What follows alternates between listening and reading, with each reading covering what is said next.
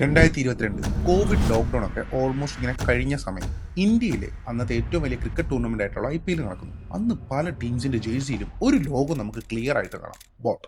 ഇന്ത്യയിൽ യുവാക്കളുടെ ഇടയിൽ ഇയർഫോണും സ്പീക്കറിനും പേര് കേട്ട ബ്രാൻഡാണ് ബോട്ട്. 10,000 കോടി വാല്യുവേഷനിലെത്തിയ ഇന്ത്യയിൽ ഒരു സ്റ്റാർട്ടപ്സിനൊക്കെ സ്വപ്നം കാണാൻ പറ്റുന്ന ഒരു ഗ്രോത്ത് കൈവരിച്ച ബ്രാൻഡ്. പക്ഷേ ഇന്ന് 2026 വരുമ്പോൾ സിറ്റുവേഷൻ അങ്ങ് മൊത്തത്തിൽ മാറി മറിഞ്ഞിരിക്കുന്നു. റവന്യൂ ആണെങ്കിൽ പ്രഷറിലും. IPO ഇപ്പോൾ പലതവണയാണ് ഡിലേ ആയത്. സ്മാർട്ട് വാച്ച് ബിസിനസ് വലിയ രീതിയിൽ ഡൗൺ ആയിട്ടുണ്ട്. സോ ബോട്ടിന് ആക്ച്വലി എന്താണ് സംഭവിച്ചത്? ഇതൊരു ബ്രാൻഡ് ഡൗൺഫോൾ സ്റ്റോറി ആയിട്ട് കാണരുത്. പകരം നിങ്ങളിപ്പോൾ ഒരു ഇ-കൊമേഴ്സ് അല്ലെങ്കിൽ ഒരു റീറ്റെയിൽ സ്റ്റാർട്ടപ്പ് ഒക്കെ തുടങ്ങാൻ ആഗ്രഹിക്കുന്ന ഒരു വ്യക്തിയാണെങ്കിൽ നിങ്ങൾക്ക് ഉറപ്പായിട്ട് യൂസ്ഫുൾ ആകുന്ന ഒരു കിടിലൻ കേസ് സ്റ്റഡിയാണ്. So welcome to the video. I am Shiyad. Let's talk business. BoAt എങ്ങനെയാണ് മാർക്കറ്റ് പിടിച്ചടക്കിയത്? 2016 അമാൻ ഗുപ്തയും സമീർ മേത്തയും എന്ന് 2 പേർ ചേർന്നിട്ടാണ് ബോട്ട് തുടങ്ങുന്നത്. ഇവർ ആദ്യം വിറ്റത് ആപ്പിൾ ചാർജിങ് കേബിൾസ് ആയിരുന്നു. ചൈനയിൽ നിന്നും ഈ കേബിൾസ് ഒക്കെ കൊണ്ടുവരിക, ഇവിടെ ബ്രാൻഡ് ചെയ്ത് വിൽക്കുക. പിന്നീട് അവർ ഓഡിയോ പ്രോഡക്ട്സിലേക്ക് കടക്കും. ഇവരുടെ സ്ട്രാറ്റജി അഫോർഡബിൾ പ്രൈസിൽ പ്രീമിയം ഫീൽ അത് കൊടുക്കുക. സോണി, JBL പോലുള്ള ബ്രാൻഡുകൾക്ക് നൽകുന്ന ഒരു വൈബുണ്ട്. ഇത് കുറഞ്ഞ വിലയ്ക്ക് ഇന്ത്യൻ യൂത്തിന് കൊടുക്കുക. കോവിഡ് സമയത്തുണ്ടായിരുന്ന വർക്ക് ഫ്രം ഹോമും ഓൺലൈൻ ക്ലാസ്സുകളും അവരുടെ സെയിൽസ് വല്ലാതെ അങ്ങ് കൂട്ടി. അമാൻ ഗുപ്ത ഷാർക്ക് ടാങ്ക് ഇന്ത്യയിൽ ജഡ്ജായിട്ട് വന്നതോടെ ബോട്ടിന്റെ ഗ്രോത്ത് 700 കോടിയിൽ നിന്നും 3400 കോടിയായിട്ട് മാറി. പക്ഷെ ഇവിടെ ശ്രദ്ധിക്കേണ്ട ഒരു കാര്യം ഉണ്ടായിരുന്നു. അവരുടെ ഈ ഒരു ഗ്രോത്ത് എന്ന് പറയുന്നത് ടെക്നോളജി കൊണ്ടൊന്നും ആയിരുന്നില്ല. അത് മാർക്കറ്റിങ്ങും അത് കറക്റ്റ് ടൈമിങ്ങും മാത്രമായിരുന്നു. അവർ സ്വന്തമായിട്ട് ഒരു പ്രോഡക്റ്റ് ഇന്നോവേറ്റ് ചെയ്തിട്ടുണ്ടായിരുന്നില്ല. മറിച്ച് ചൈനയിൽ നിന്ന് ഇറക്കുമതി ചെയ്ത് ഇന്ത്യൻ മാർക്കറ്റിനനുസരിച്ച് റീബ്രാൻഡ് ചെയ്യുകയായിരുന്നു. ഇതിനെ നമ്മൾ വൈറ്റ് ലേബലിംഗ് എന്ന് പറയും. എവിടെയാണ് ശരിക്കും ബോട്ടിന് പിടിച്ചത്? ഒരൊറ്റ കാരണം കൊണ്ടല്ല ബോട്ടിന് അടിതെറ്റിയെന്ന് പറയാം. പ്രധാനമായിട്ടും 5 കാര്യങ്ങൾ അവർക്ക് തിരിച്ചടിയായിട്ടുണ്ട്. അതിനകത്ത് ഒന്നാമത്തെ കാര്യമാണ് സ്മാർട്ട് വാച്ചിലെ തകർച്ച. അതായത് ഒരു ട്രസ്റ്റ് ഇഷ്യൂ സ്മാർട്ട് വാച്ച് കൊണ്ട് അവർക്ക് ഉണ്ടായി. എങ്ങനെയെന്നല്ല, 1500 മുതൽ 2500 രൂപയ്ക്ക് ഒരു ഫീച്ചർ റിച്ച് വാച്ചുകൾ അവർ ഇറക്കി. അത് ശരിയാണ്, തുടക്കത്തിൽ ഇത് ഭയങ്കര ഹിറ്റ് ആകുകയും ചെയ്തു. കാരണം ഈ ഒരു ചെറിയ വിലയ്ക്ക് സ്മാർട്ട് വാച്ച് അന്ന് വേറെ ആരും പ്രൊവൈഡ് ചെയ്തിരുന്നില്ല.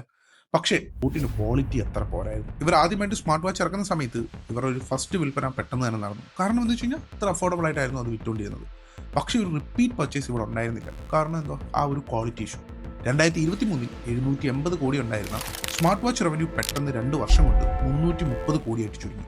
അതായത് ഒരു 50% ഡ്രോപ്പ് അവരുടെ ക്വാളിറ്റി കാരണം സംഭവിച്ചു. സോ ഇതുകൊണ്ട് തന്നെ നമുക്ക് മനസ്സിലാക്കാം, പ്രോഡക്റ്റിന്റെ ക്വാളിറ്റി ഇല്ലെങ്കിൽ ഗ്രോത്ത് ടെമ്പററി ആയിരിക്കും. രണ്ടാമത്തെ കാര്യം, കമ്മോഡിറ്റി അല്ലെങ്കിൽ പ്രൈസ് വാർ.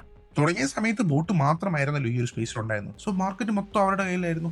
പക്ഷേ പിന്നീട് പല ചെറിയ ബ്രാൻഡുകളും പൊങ്ങി വരാൻ തുടങ്ങി. ഇപ്പൊ നോയ്സും ബോൾട്ടൊക്കെ അതിന് എക്സാമ്പിളാണ്. ഇവരുടെ സ്ട്രാറ്റജി എന്നാൽ സെയിം തന്നെയാണ്. എല്ലാവരും ചൈനയിൽ നിന്ന് സെയിം സാധനം കൊണ്ടുവരുന്നു, വേറെ പേരുകളിൽ ആ ഒരു വിലയ്ക്ക് അല്ലെങ്കിൽ അതിൽ കുറഞ്ഞ വിലയ്ക്ക് വിൽക്കുന്നു. ഇപ്പം ബോട്ട് 700 രൂപയ്ക്ക് വിൽക്കുമ്പോൾ കോമ്പറ്റീറ്റർ 500 രൂപയ്ക്കൊക്കെ വിറ്റ് കഴിഞ്ഞാൽ കസ്റ്റമർ ഉറപ്പായിട്ട് അങ്ങോട്ട് പോകും. വില കുറച്ചാൽ ബോട്ടിനാണെങ്കിൽ ഇവിടെ ലാഭം കിട്ടത്തുമില്ല. വില കൂട്ടിക്കഴിഞ്ഞാൽ ആളുകളാണ് ഇത് വാങ്ങത്തുമില്ല. കൃത്യമായൊരു ഡിഫറൻസിയേഷൻ അവർ ഉണ്ടാക്കിയെടുത്തതുമില്ല. മൂന്നാമത്തെ കാര്യം എന്ന് പറയുന്നത് അമിതമായിട്ട് മാർക്കറ്റിംഗിൽ ആശ്രയിച്ചതാണ്. ഒരുപാട് ബ്രാൻഡ്സ് ഉള്ളിടത്ത് പ്രോഡക്റ്റുകൾ തമ്മിൽ ഒരു വ്യത്യാസം ഇല്ലാതെ വരുമ്പോൾ സെയിൽസ് കൂട്ടാൻ വേണ്ടി മാർക്കറ്റിംഗ് ആണ് ആളുകൾ കൂട്ടുക. ബോട്ടിന്റെ മാർക്കറ്റിംഗ് ചെലവ് അന്ന് 3.5% നിന്നും 12% വരുന്നു. പക്ഷെ സെയിൽസ് അതിനൊത്തൊട്ടും വളർന്നൊന്നുമില്ല. ഇത് വളരെ അപകടകരമായ ഒരു സിഗ്നലായിരുന്നു. ഇപ്പൊ മാർക്കറ്റിംഗ് നല്ലപോലെ ഉപയോഗിക്കുന്നതുകൊണ്ട് തന്നെ ആദ്യത്തെ തവണ ആളുകളെ കൊണ്ട് വാങ്ങിപ്പിക്കാൻ പറ്റും. പക്ഷേ പ്രോഡക്റ്റ് നല്ലതല്ലെങ്കിലോ വേർഡ് ഓഫ് മൗത്തും റിവ്യൂവും ഇതൊക്കെ മോശമായിട്ട് വരും. ഇത് കാരണം പിന്നീടുള്ള പർച്ചേസിങ് അല്ലെ പിന്നീട് ആളുകൾ പുതിയതായിട്ടാണെങ്കിലും പർച്ചേസ് ചെയ്യുക വളരെയധികം കുറയും. നാലാമത്തേത് ചിലവ് ചുരുക്കി ഉണ്ടാക്കിയ ഒരു ലാഭമുണ്ട്. അടുത്തിടെ ബോട്ട് 61 കോടിയാണ് പ്രോഫിറ്റ് ആയിട്ട് കാണിച്ചത്. പക്ഷേ ഇത് യഥാർത്ഥത്തിൽ ഒരു ബിസിനസ് വളർച്ച കൊണ്ടുണ്ടായതല്ല. ഇവരുടെ ഓപ്പറേറ്റിംഗ് ചിലവുകളൊക്കെ ഭയങ്കരമായിട്ട് വെട്ടിച്ചുരുക്കി. അതുപോലെ കുറേ എംപ്ലോയീസിനെ പിരിച്ചുവിടുകയൊക്കെ ചെയ്തു. സോ കോസ്റ്റ് കട്ടിങ് എന്ന് പറയുന്നത് ഒരു തരത്തിലൊരു മെഡിസിൻ എന്നൊക്കെ പറയാം, കാരണം ഒരു ബിസിനസ്സിനെ സസ്റ്റെയിൻ ചെയ്യിക്കാൻ വേണ്ടി. പക്ഷെ അതിലേക്ക് ഒരു ലോങ് ടേമിലേക്ക് അത് പിടിച്ചു നിർത്താൻ ആ കോസ്റ്റ് കട്ടിങ് കൊണ്ട് സാധിക്കത്തില്ല. അത് ആ ബിസിനസ്സിനെ ഭയങ്കര മോശമായിട്ട് തന്നെ ബാധിക്കും. 5ാമത് അവരുടെ ലീഡർഷിപ്പ് ഇഷ്യൂസ് ആണ്.